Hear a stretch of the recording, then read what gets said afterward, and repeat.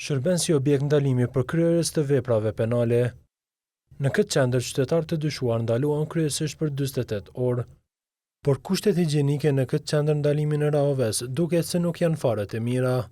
Në dhomat e këtij objekti janë hasur mbetje ushqimore derisa tualetet dhe lavamanët nuk pastrohen sa duhet.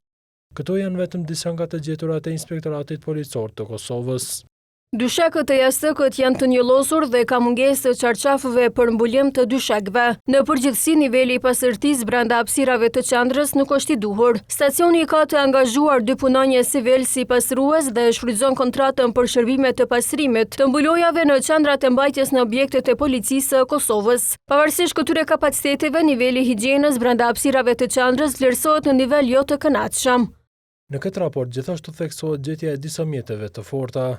Në dhomën e lavanderisë brenda hapësirës së qendrës së ndalimit, dera e së cilës është hasur e hapur, janë hasur mjete të forta, tull betoni, lopat, tavolin, karrige, kablo dhe mjete tjera të forta metalike. Prania e pajisjeve dhe objekteve të forta që janë potencialisht të rrezikshme, përbën rrezik serioz për sigurinë e të ndaluarve dhe zyrtarëve mbikëqyrës në qendër.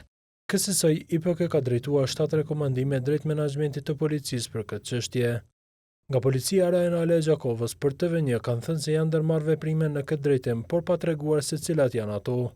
Drejtoria rajonale e policisë në Gjakovë ka zbatuar më njëherë 4 nga 7 rekomandimet që ishin në kompetencë të saj, ndërsa 3 rekomandime të tjera janë në fazën e implementimit në bashkëpunim me të gjitha njësitë përkatëse brenda policisë së Kosovës.